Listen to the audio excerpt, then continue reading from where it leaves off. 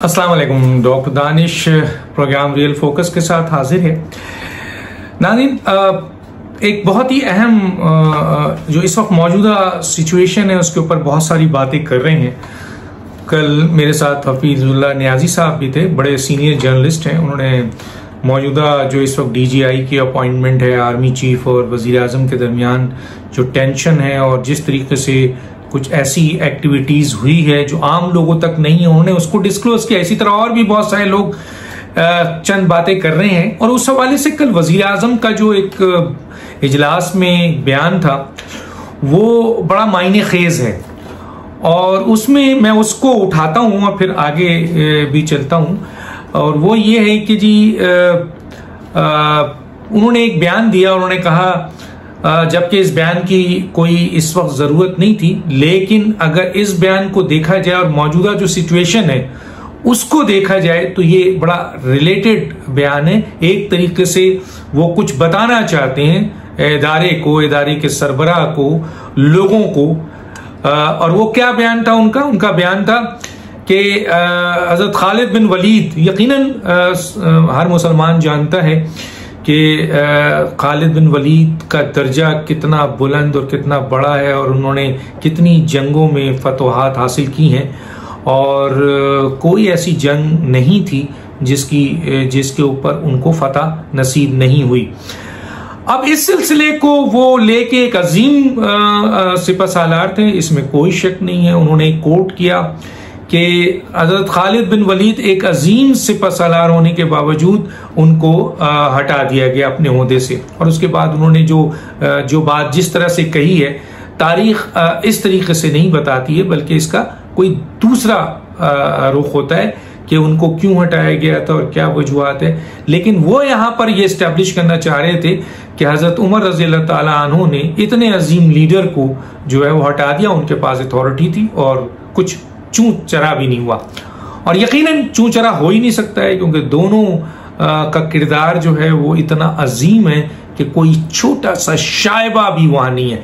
लेकिन इमरान खान साहब जब ये बयान दे रहे थे तो आप कुछ लोगों का ये ख्याल है कि आप उसको इस मौजूदा हालात की बुनियाद पे जोड़ना चाहते हैं। तो देखें, एक अजीम सिपहसालार या सिपहसालार को हटाने के लिए किसी ऐसे वजीर आजम की जरूरत होती है, जिस तरीके से आपने खुद कोट किया कि खलीफा दोयम हजरत उमर रज़ी अल्लाह ताला अन्हु, जिनकी अपॉइंटमेंट मेरिट पे हुई और जिनका दौरे खिलाफत दुनिया की तारीख में इससे बड़ा बेहतरीन एडमिनिस्ट्रेटिव खिलाफत जो है वो किसी की नहीं है। और उनकी अपॉइंटमेंट जो है वो उनके किरदार पे और मेरिट पे हुई थी। और आपकी अपॉइंटमेंट, आपकी वजारत उज़्मा एक क्या उस किरदार के हवाले से आप अपने आप को रखना चाहेंगे, या आप अपनी अपॉइंटमेंट जो कि एक सिलेक्शन थी, आप क्या कहते हैं, इलेक्शन चोरी करके आपने वजारत ली, कॉम्प्रोमाइज करके आपने वजारत ली, और उन्हीं लोगों को आप आज वो जो है वो आप ब्लैकमेल कर रहे हैं, थ्रेट दे रहे हैं इस तरीके से कि जो लोग आपको ले कर आए थे। तो ऐसे फैसले के लिए मेरिट पे खलीफा बनना या वजीर आजम बनना बहुत जरूरी है। और दूसरी चीज है कि उस किरदार के पाए का होना भी जरूरी है, तभी वो फैसले जो हैं वो अहमियत इख्तियार करते हैं। सवाल ये पैदा होता है कि ये जो बात आपने की और ये जो आपने इशारा दिया, लोगों का ख्याल है कि आप आर्मी चीफ को DGI की अपॉइंटमेंट के ऊपर ये आप जो है वो वाजे उनको इशारा दे रहे थे कि मेरे पास ये अथॉरिटी मौजूद है। एक तरफ मैंने ये बात तो वाजे कर दी आपको कि हजरत उमर रज़ी अल्लाह ताला अन्हु जो दोयम खलीफा थे, वो एक मेरिट पे उनकी अपॉइंटमेंट थी, किरदार के आदमी थे। और एक अजीम सिपहसालार को उन्होंने जो उनसे इख्तियारात लेकर किसी दूसरे सिपहसालार को दिया, उनके पास वो इख्तियार भी था और अजीम सिपहसालार को हटाने की वजह भी थी। और दूसरी बात यह है कि वो एक मेरिट के खलीफा थे। आप तो सिलेक्टर हैं, सिलेक्शन में आए हैं, आप तो इलेक्शन चोरी करके आए हैं, तो आप मेरिट पे तो नहीं हो, ना आपका किरदार इस लेवल का है कि आप ये बात कर सके। यही लोग तो आपको लेके आए हैं जिनको आज आप ब्लैकमेल कर रहे हैं। तो यकीनन आपके पास अथॉरिटी मौजूद है। पाकिस्तान की कॉन्स्टिट्यूशन ने वजीर आजम को ये अथॉरिटी दी है कि वो आर्मी चीफ को तब्दील कर सकता है, लेकिन वजीर आजम साहब शायद आपको किसी ने ये नहीं बताया कि आप पाकिस्तान में एक चपरासी को भी किसी वजह के बगैर, किसी चार्ज के बगैर नहीं हटा सकते।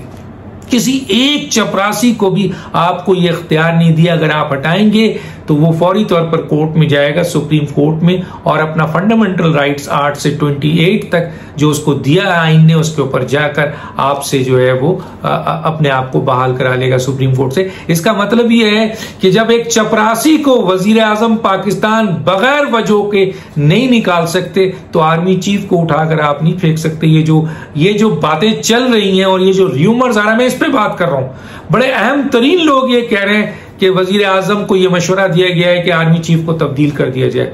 तो ये मैं वजीर आजम को बता रहा हूं। और दूसरा ये कि जिस डिस्प्यूट को लेकर आप आगे बढ़ रहे हैं वो आपका इख्तियार ही नहीं है।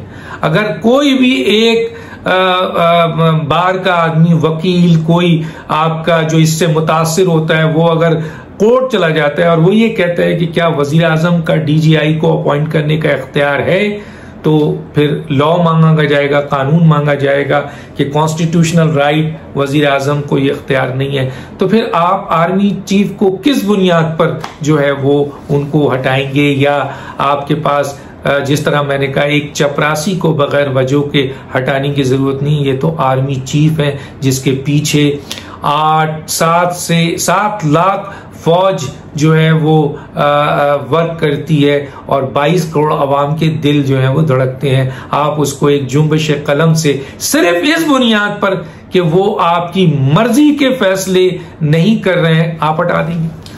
मतलब आप किस किस्म की इंस्टीट्यूशंस पैदा करना चाहते हैं? आपने जो आप चाहते हैं कि डिक्टेटर ने भी ऐसा नहीं किया कि उसकी मर्जी के मुताबिक जो है इदारे के सरबराह काम करें। आप चाहते हैं DGFIA आपकी मर्जी के मुताबिक काम करे, गिरफ्तार करे लोगों को, आपके कहने के मुताबिक लोगों के केसेस बनाए। नहीं करता है तो एक DGFIA नहीं दूसरे को आप हटा देते हैं। सेक्रेटरी फाइनेंस आपकी बात गैर जरूरी, गैर आईनी नहीं मानता है, आप उसको हटा देते हैं। IG नहीं मानता है, आप उसको हटा देते हैं। FBR वाला नहीं मानता, आप उसको हटा देते हैं। गोया आप ये देखें कि जो आपकी बात नहीं मानता, रेवेन्यू का जो आपका कमिश्नर है वो नहीं मानता है, आपको पिंडी कमिश्नर नहीं मानता है, आपको चीफ सेक्रेटरी नहीं मानता है, आप हटाते चले जाते हैं। आप ये चाहते हैं कि जिस तरीके से चेयरमैन नैब आपकी बात मानते हैं उसी तरीके से इलेक्शन कमीशन का chairman, election commissioner, chief election commission भी मांगे, DGFIA भी माने, इसी तरह ऑडिटर जनरल ऑफ पाकिस्तान भी माने। पाकिस्तान के हर इदारे का सरबराह आपके ख्वाहिशात को, जो आपके ख्वाहिशात हो, गैर आईनी हो या गैर कानूनी हो, और उसका वो हुक्म बजा लाए, ये आप चाहते हैं। और यही चाहते हैं आप पाकिस्तान के इस बड़े अहम तरीन इंस्टीट्यूशन से और आर्मी चीफ से। अब आप आर्मी चीफ को भी इस बुनियाद पे ले रहे हैं कि जो आप डिक्टेशन दें, जो हुक्म दें वो माना जाए। और मैंने जैसे कह दिया कि आपके पास ये इख्तियार नहीं था। तो सवाल ये है कि अगर आप ये ब्लैकमेल कर रहे हैं या कोई और आपको ये मशवरा दे रहा है तो आप खुदकुशी करने के मुतरादिफ है। मैंने कह दिया कि ये कोई आम सी पोजीशन नहीं, आम सी पोजीशन को भी हटाने के लिए आपको तकरीबन कोई सॉलिड रीजन देना पड़ेगा। तो यहां आप क्या रीजन देंगे कि DGI मेरा इख्तियार था और मैंने लगाना था और आर्मी चीफ ने लगा दिया? तो मैं आपको पहले ही कह रहा हूं कि ये आपके पास कानूनी और आईनी हक नहीं है। जब आप ये लेके आगे बढ़ेंगे तो आपको खुद अजीमत उठानी पड़ेगी। और अगर है तो आप हमें भी दे दीजिए वो रूल्स, कॉन्स्टिट्यूशनल रूल्स, कि जनाब DGI को लगाने का इख्तियार अभी भी आर्मी चीफ के पास है। वो अलग बात है कि एक प्रोसीजर बन गया पुराने तरीके से और रिकमेंड करके वो ले जाते हैं और आप उसको अप्रूव कर देते हैं। लेकिन हमारी इत्तलात के बुनियाद पे कोई कॉन्स्टिट्यूशनल राइट आपके पास नहीं है। अगर कोई लॉ आर्मी एक्ट में है या कोई लॉ कॉन्स्टिट्यूशन में है तो हमें भी दिया जाए, जिससे हम भी इस्तिफादा हासिल करें और कह सकें कि वजीर आजम आपका ये इस्तेहकाक है। एक तो ये बात है। दूसरी बात ये है कि ये आप एक रहमतुल लिल आलमीन अथॉरिटी बनाना चाहते हैं, बहुत अच्छी बात है, बिल्कुल बनाना चाहिए। उलमा को इसमें आकर मॉनिटर करना चाहिए, मीडिया को मॉनिटर करना चाहिए, बहुत अच्छी चीज है।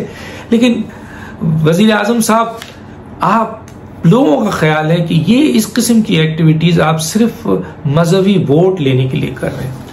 वो कहते हैं अगर आपको दीन से मोहब्बत होती तो फिर रियासत मदीना कि इस तरह तज़ीक आप अपने स्टेटमेंट पे नहीं करते कि आज आपने इस अहम तरीन रियासत मदीना के जुमले को मजाक बना दिया, जिस तरह मीडिया में लोग हर बात पे मजाक उड़ाते हैं। और आप और आपकी काबीना और रियासत मदीना, उनके खुलफा और उनकी काबीना, खुदा के लिए वजीर आजम साहब, अगर आप ये अथॉरिटी बनाना चाहते हैं और आपका मकसद जो है वो इस्लाम की खिदमत है, तो सबसे पहले तो आप सूद का निजाम खत्म करें ना, जो आपके कलम के जुम्बिश से खत्म हो सकता है।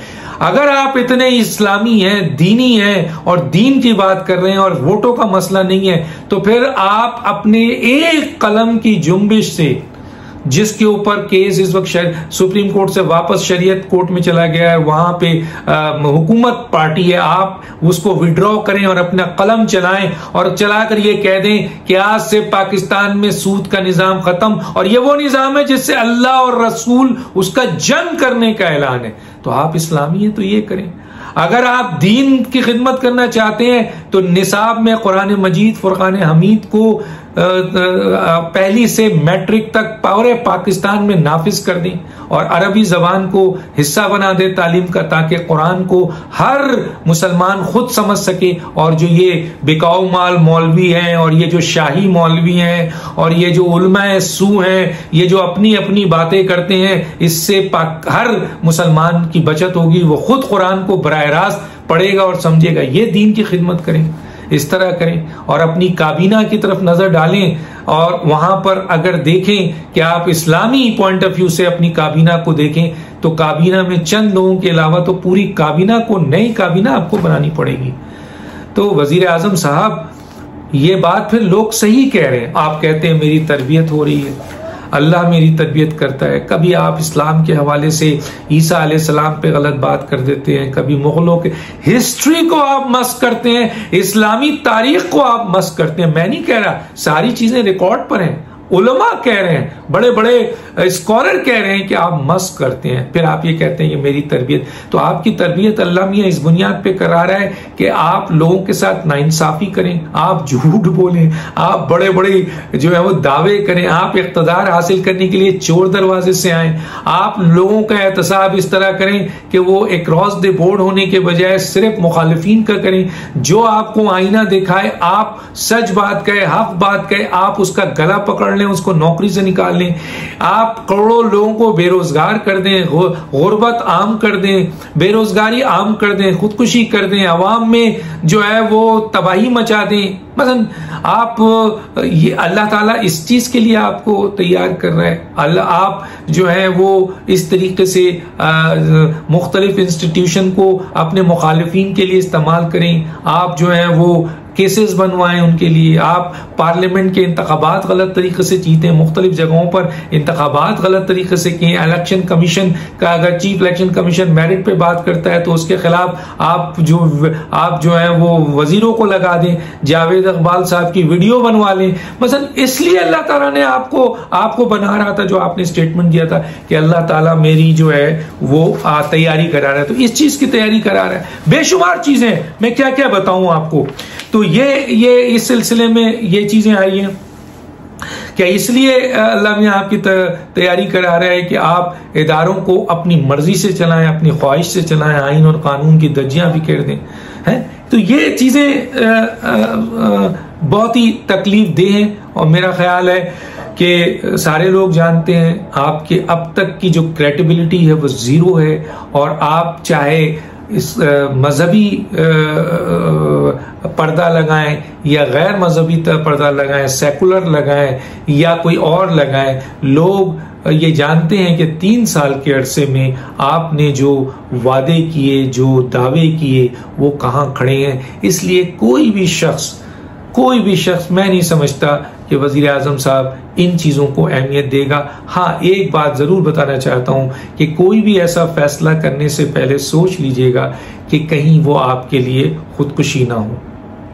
तो दानिश पिरा दीजिए। अल्लाह हाफिज।